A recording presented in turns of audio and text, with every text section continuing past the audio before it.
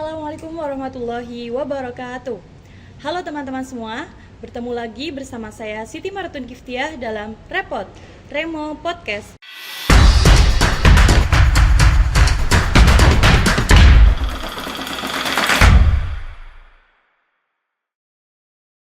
Ya, kali ini saya tidak sendiri.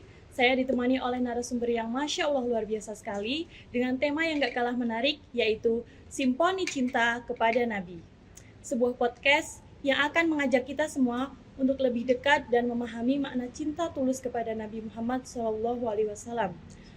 Dalam episode kali ini, kita akan menggali inspirasi, teladan, dan nilai-nilai mulia yang beliau ajarkan yang masih relevan menjadi tuntunan hingga hari ini.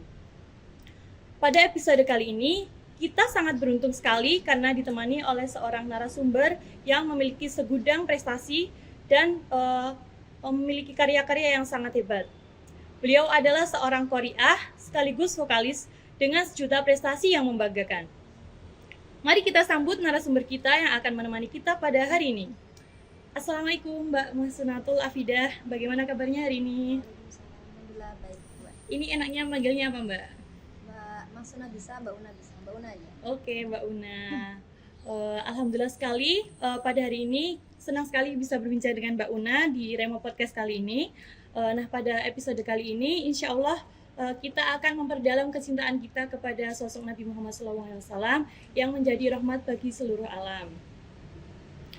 Jadi langsung saja mari kita mulai obrolan kita pada hari ini. Untuk Anda yang sedang mendengarkan, siapkan hati dan telinga Anda karena episode kali ini akan penuh dengan hikmah. Dalam perjalanan hidup, kadang kita menemukan momen-momen istimewa yang menuntun hati kita untuk jatuh cinta kepada hal-hal yang indah dan suci. Salah satu hal yang sering terjadi adalah bagaimana kecintaan kita kepada sholawat dan tilawatil Quran. Bagi sebagian orang, kecintaan itu datang perlahan, terinspirasi oleh sosok-sosok yang mungkin menjadi panutan. Nah, Mbak Una bisa diceritakan nih, gimana pertama kali Mbak Una jatuh cinta dengan bidang tilawatil Quran dan juga sholawat. Apakah ada momen khusus yang membuat Mbak Una ini jatuh cinta kepada sholawat dan juga tilawatil Quran? Atau mungkin ada sosok tertentu yang menginspirasi Mbak Una sehingga Mbak Una bisa jatuh cinta gitu? Oke, kalau untuk jatuh cinta itu butuhkan waktu yang lama ya, apalagi untuk tilawah dan sholawat begitu. Tapi untuk pertama kali saya belajar kan kelas 3 MI, itu saya belajar sholawat atau vokal terlebih dahulu, kemudian setelah seminggu kemudian itu saya baru belajar tilawah begitu. Menurut saya kita bisa cinta dengan sesuatu itu karena terbiasa ya. Nah, jadi dari mulai kelas 3 itu kemudian berlatih sampai ya akhirnya ya ada rasa yang pertama nyaman dulu. Kemudian ada rasa butuh untuk sholawat, untuk tilawah gitu. Dan baru muncul rasa ya cinta itu. Insya Allah. Kalau dari Mbak Una sendiri mungkin ada ini enggak bakat turunan dari orang tua mungkin seorang tilawatil Quran atau gimana juga? Kalau untuk yang benar-benar qori'ah atau munsyidah enggak, tapi dari orang tua ada ya kalau dulu kan namanya, kalau sekarang mungkin Banjari ya. Kalau dulu ibu saya itu salah satu personil ini. Kalau dulu Samproh gitu ya. Kalau sekarang Banjari gitu. Gitu. Berarti memang ada bakat turunan gitu ya, kayak bisa dibilang gitu ya. Bisa dibilang gitu ya. Oke nih, jadi mulai dari terbiasa akhirnya jatuh cinta gitu ya Mbak. Saat awal Mbak Una menekuni bidang ini nih, adakah tantangan terbesar yang dihadapi Mbak Una dan apakah Mbak Una itu pernah merasa menyesal ataupun merasa lelah karena capek sekali sih belajar tilawatil Al-Quran gitu. Terus gimana cara Mbak Una itu mengatasi dan tetap konsisten hingga hari ini? Kalau tantangan terbesarnya itu sebenarnya dari diri sendiri ya. Mungkin Yang pertama males gitu ya. Kan istiqomah kan sangat apa ya? Sangat sulit gitu ya. Jadi tantangan terbesarnya kan males gitu. Untuk capek sih ya namanya belajar ya ada capeknya gitu. Tapi karena diimbangi dengan support ya orang tua, terus kemudian guru juga sama teman-teman, jadi ya bisa lah capeknya diminimalisir gitu. Berarti lingkungannya itu mendukung Mbak Una untuk terus semangat gitu. Ya, alhamdulillahnya. Ya, alhamdulillah sekali. Lanjut nih Mbak, dari banyaknya pencapaian yang Mbak Una udah dapatkan dalam perjalanan dari dulu hingga saat ini, adakah pencapaian yang paling berkesan dan apa yang membuat istimewa? Lalu apa harapan Mbak Una yang mungkin masih belum tercapai atau mungkin masih menjadi angan-angan? Misal pengen duet sholawat dengan siapa ataupun ingin tampil tilawah di mana? Adakah enggak? Kalau pencapaian yang tilawah ya, Iya. Sebenarnya semua tuh setiap kita ikut kompetisi gitu kan selalu ada cerita, terus pengalaman, terus pelajaran tersendiri kan. Sebenarnya semua berkesan, tapi mungkin yang paling berkesan ada beberapa part dari saya kecil sampai sekarang. Ada pas momen MTQ Aksioma, kemudian MTQ MN, MTQ Porseni, mungkin 3 itu yang mungkin berkesan ya. Berkesannya karena apa? Karena yang pertama di sana tuh banyak pengalaman menurut saya yang mungkin belum pernah saya dapatkan di kompetisi sebelumnya gitu.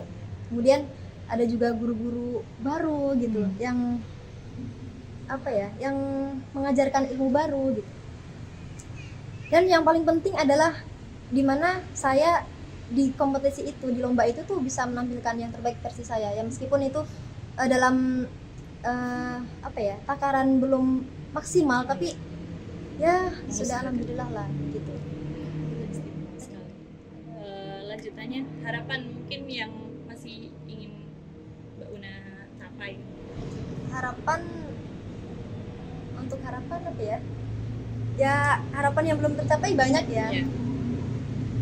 Ya tapi ya yang nggak harus banget untuk sekarang sih ya, mungkin sejalannya aja, tapi tetap diimbangi dengan doa ya.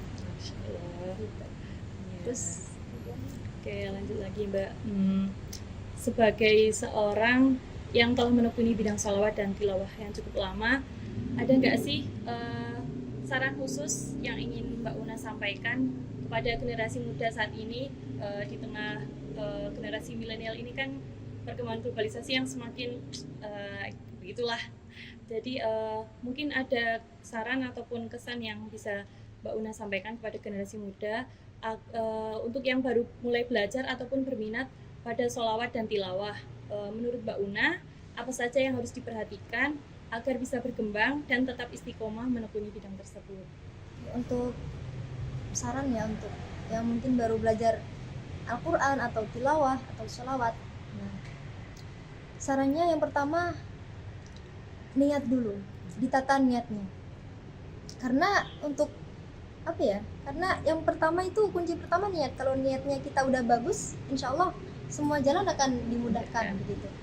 Kemudian yang kedua ada sabar dan istiqomah. Itu yang paling berat ya. Karena sabar itu mungkin kita bisa ya, kayak semua orang tuh sebenarnya bisa untuk belajar tilawah terus sholawat, sebenarnya semua orang bisa, tapi nggak semua orang itu bisa untuk sabar dan istiqomah. Itu yang paling sulit ya, sabar, telaten, istiqomah. Kemudian ada juga kalau kita udah sabar, telaten, istiqomah, kan nanti kalau misal kita dapat bonus atau keberuntungan berupa menang, nah itu juga kita ada pelajaran lagi. Pelajarannya apa? Kita harus semakin giat latihan dan tawadhu. Jangan merasa puas. Jangan pernah merasa puas gitu. Kemudian ada lagi yang paling penting, yaitu kita belajar itu harus mencari ridho Allah, guru dan orang tua. Itu yang nggak semua orang itu bisa. Gitu. Oke Mbak Una, mungkin dapat saya simpulkan sedikit ya ini Mbak. Mbak Una ini memulai jatuh cinta kepada bidang sholawat dan tilawah itu awalnya karena ya mulai terbiasa di SDMI itu kan kelas 3, kemudian terbiasa akhirnya jatuh cinta. Pengalaman yang paling berkesan itu ketika mengikuti kompetisi itu ya Mbak. Dan pesan-pesan untuk kalian para generasi yang baru mau mulai belajar ataupun berminat di bidang sholawat dan tilawah, itu kuncinya mau, niat, dan sabar serta istiqomah. Dan yang paling utama adalah harus mencari ridho Allah, ridho orang tua dan juga ridho guru. Mungkin itu saja ya Mbak Una yang dapat disampaikan. Alhamdulillah kita sudah sampai di penghujung episode kali ini. Terima kasih kepada Mbak Una atas waktu, cerita, dan inspirasinya yang Masya Allah sekali. Semoga obrolan kita hari ini dapat memperkuat kecintaan kita kepada Nabi Muhammad SAW dan menjadi pengingat untuk terus meneladani beliau dalam setiap langkah kehidupan. Bagi para pendengar yang setia, kami dari awal hingga akhir, terima kasih atas kebersamaannya. Semoga apa yang kita dengar dan renungkan bersama ini akan membawa kita semakin dekat kepada Nabi Muhammad SAW yang menjadi rahmat bagi seluruh alam. Dan untuk teman-teman semua, jangan lupa selalu ikuti terus podcast kami dan jangan sampai ketinggalan di YouTube Remo UNES. Bagi teman-teman yang mempunyai saran, kritik, dan masukan bisa langsung kepoin IG kami di Remo UNES. Mungkin sebelum menutup podcast pada hari ini, Mbak Una bisa memberikan closing statement, Mbak. Mungkin untuk semangat kepada para penonton ataupun generasi muda saat ini. Mungkin sedikit ini ya, ungkapan ya. Untuk generasi Qur'ani, mari kita bersama-sama belajar menekuni Al-Quran, kemudian sholawat juga, karena dengan kita belajar Al-Quran kemudian kita bersolawat kepada Nabi Muhammad SAW, insya Allah itu akan memberi keberkahan, kemudahan, kelancaran untuk kehidupan kita ke depannya begitu. Dan insya Allah nanti dengan niat kita yang ikhlas, tulus, insya Allah kita kelak di yaumil qiyamah akan mendapatkan syafaat Nabi Muhammad SAW. Oke, terima kasih Mbak Una atas kesempatannya. Sampai jumpa di podcast selanjutnya. Wassalamualaikum warahmatullahi wabarakatuh.